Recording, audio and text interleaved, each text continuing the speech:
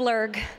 Thanks for that word, Tina. Oh my gosh, this is happening. Les Misérables has come out on top at the Golden Globes. It's won 3 of the big awards. We think it might be something to do with the slightly unique, strange categorising system the Golden Globes have, where they differentiate between dramas and musical and comedies. Les Mis is obviously the strongest musical and or comedy, so it's won all those categories pretty convincingly.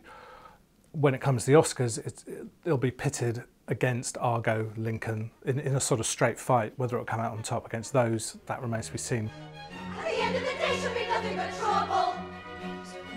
And there's trouble for all and there's trouble for one. This year's Golden Globes were a little bit like the corny old joke about the Lincoln assassination, where you say, apart from that, Mrs. Lincoln, how did you enjoy the show? Because Lincoln came as the front runner. It was supposed to be the coronation for Steven Spielberg's biopic.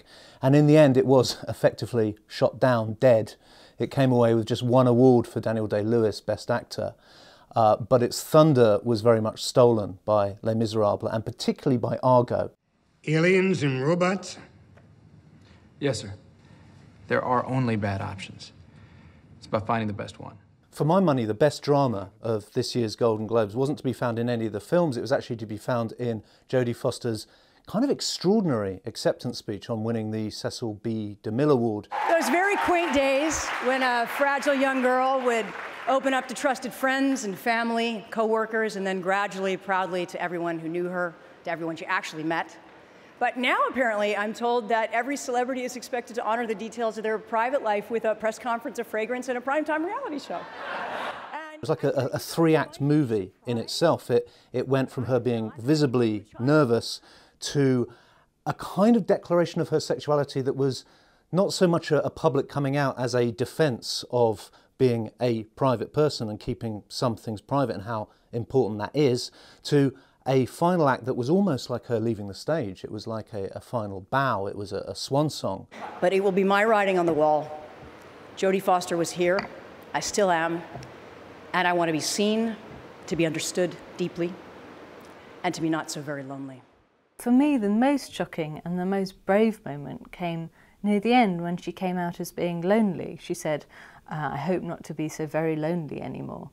That was really amazing. That was a really amazing moment, I thought. I think maybe that's what should stay with you about that speech. The very same faces for all these years.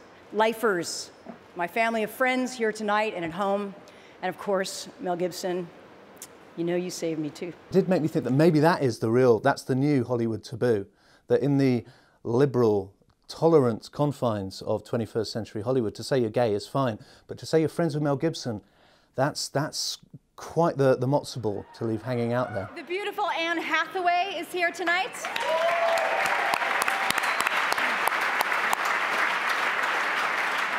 Anne Hathaway, you gave a stunning performance in Les Misérables.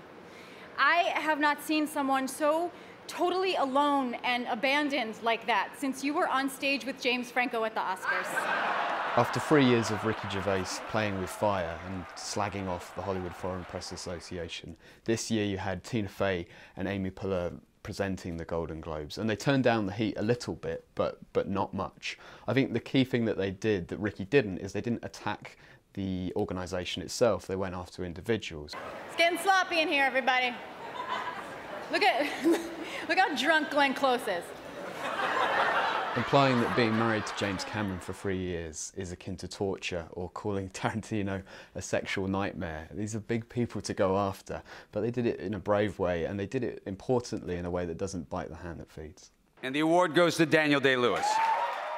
Lincoln didn't come away from the Golden Globes enhanced, we've got to say this. It won the Best Actor in a Drama award for Daniel Day-Lewis, and I don't think there's anybody who doesn't think he's going to go and win the Oscar for that. It's a towering performance. He's fantastic as Abraham Lincoln. Just the other categories, the sort of directing and the Best Picture and stuff like that, suddenly its position doesn't look quite so strong. The baton keeps kind of changing. It was Argo, then it was Zero Dark 30, then it was Les Misérables, then it was Lincoln, and now the Globes have spun and they've basically sent us full circle, and we're right back to square one.